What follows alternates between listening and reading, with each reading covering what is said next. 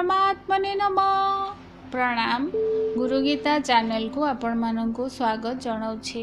निजर कर्तव्य कर्म बा कर्म पालन न कले कौन सबु क्षति हुए भगवान आजिर क्लास रे कहउछंती। जे कोनोसी परिस्थिति आसिले मध्य मनुष्य निजर प्राप्त कर्तव्य त्याग करिबा अनुचित, बरं उत्साह और तत्परता पूर्वक ताहा पालन करिबा उचित। मनुष्यर मनुष्यता केवल कर्तव्य पालन रे ही निहित।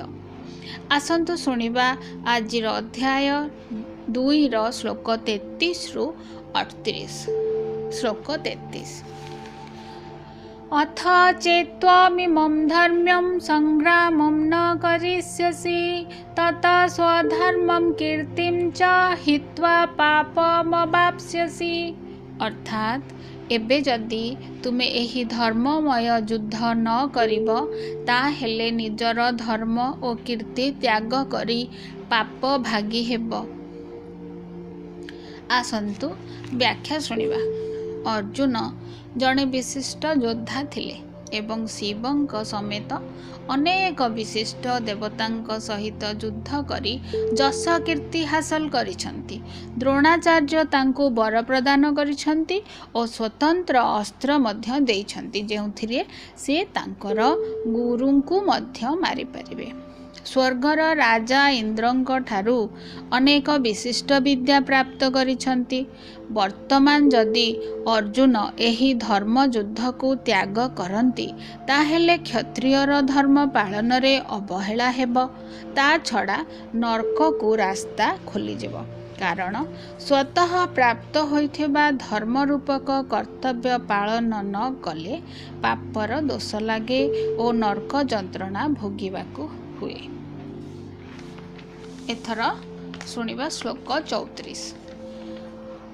अकीर्तिं चापि भूतानि कथयिष्यन्ति ते व्ययाम् संभावितस्य च कीर्तिर्मणारर्दतिरिच्यते।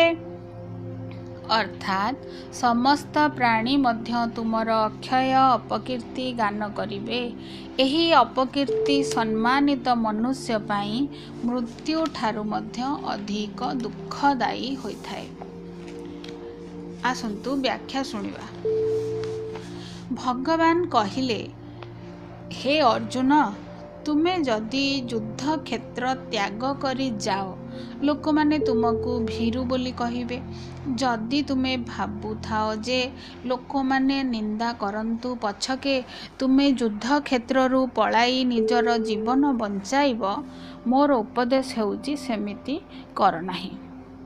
कारण जड़े सम्मानित कीर्तिमान लोकर अपजस ही मृत्यु ठारू अधिक दुखदायी।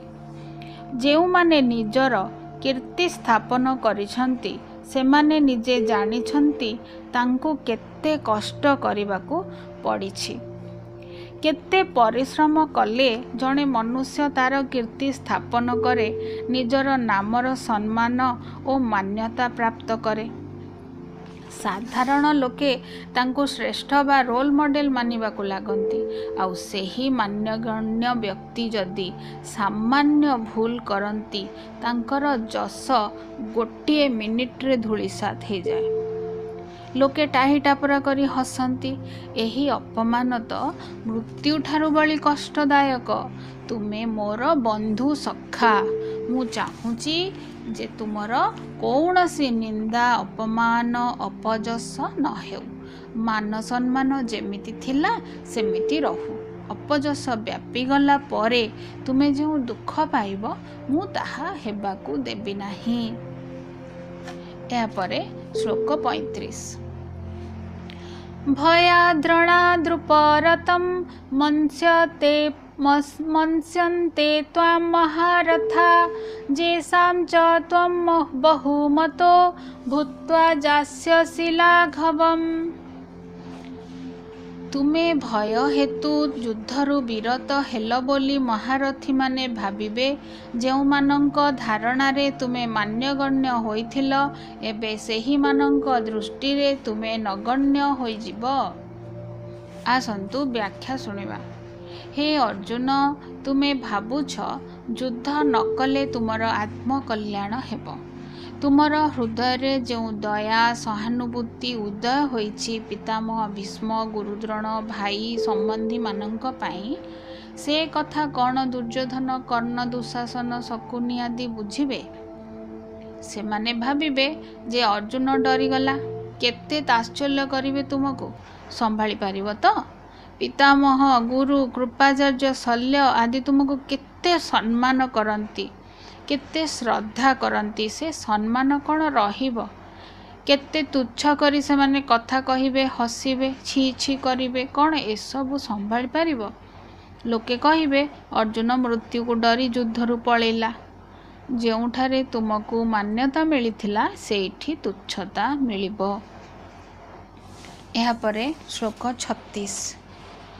ଅବାଚ୍ୟବାଦାଂଶ୍ଚ ବହୁନ୍ ବଦିଷ୍ୟନ୍ତି ତବାହିତା ନିନ୍ଦନ୍ତସ୍ତବ ସାମର୍ଥ୍ୟଂ ତतो ଦୁଃଖତରଂ नु କିମ୍। ଅର୍ଥାତ୍ ତୁମର ଶତ୍ରୁଗଣ ତୁମ ସାମର୍ଥ୍ୟକୁ ନିନ୍ଦା କରି ବହୁତ ଅକଥନୀୟ ବଚନ କହିବେ, ତାହାଠାରୁ ବଳି ଆଉ ଦୁଃଖର କଥା କ'ଣ ହେବ?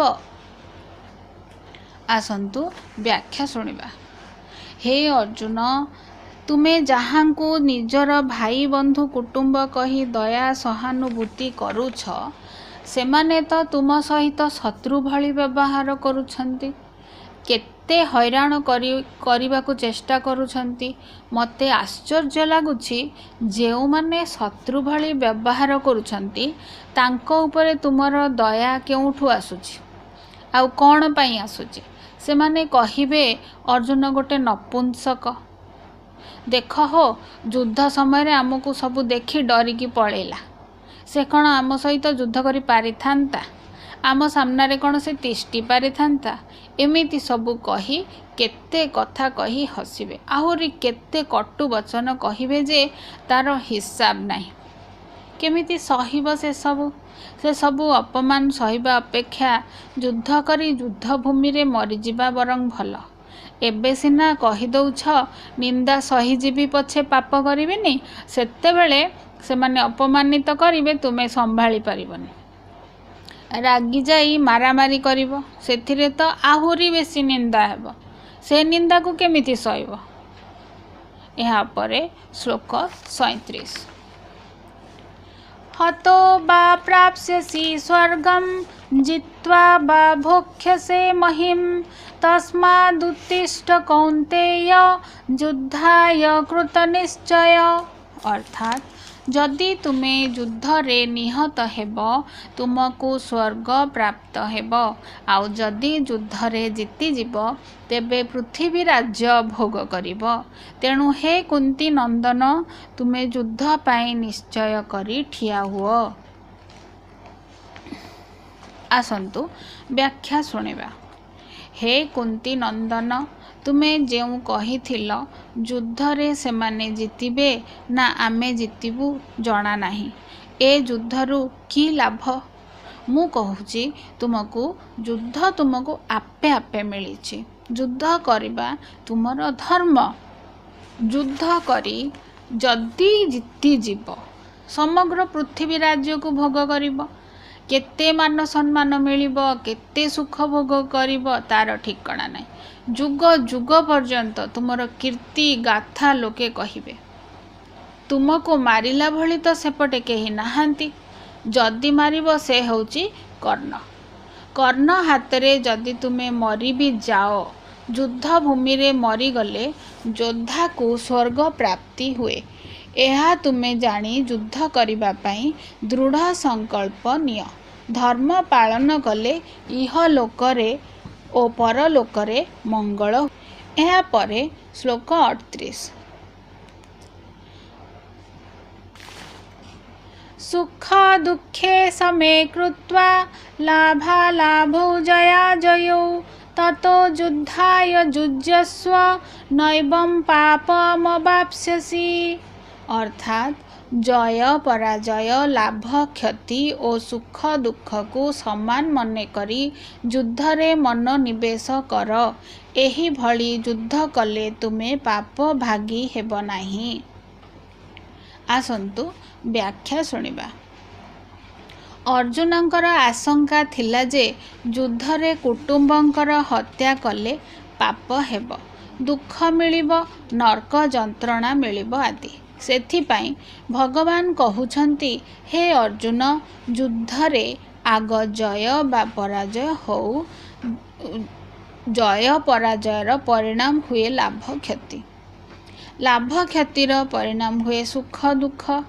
ଏହି ସବୁ ଜୟ ପରାଜୟ, ସୁଖ ଦୁଃଖ, ଲାଭ କ୍ଷତି ବିଷୟରେ ଚିନ୍ତା ନ କରି ଚିନ୍ତା କର ଯେ ମୋ ପାଇଁ କେବଳ କର୍ତ୍ତବ୍ୟ ପାଳନ କରିବା ହେଉଛି ଉଚିତ କର୍ମ।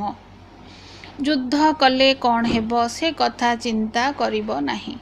ପରିଣାମର ଆଶଙ୍କା କଲେ ତ କେହି କିଛି ଆଉ କାମ କରିବେନି। ସୁଖ ଲୋଭରେ କିଛି କାମ କରନି କି ଦୁଃଖ ମିଳିବ ଭାବି ଚୁପଚାପ ବସି ଯାଅନି, କର୍ମ କରିଚାଲ। ହେ ଅର୍ଜୁନ, ସମତାରେ ସ୍ଥିତ ହୋଇ ଯୁଦ୍ଧ କଲେ ପାପ ପୁଣ୍ୟ ତୁମକୁ ବାନ୍ଧି ପାରିବ ନାହିଁ।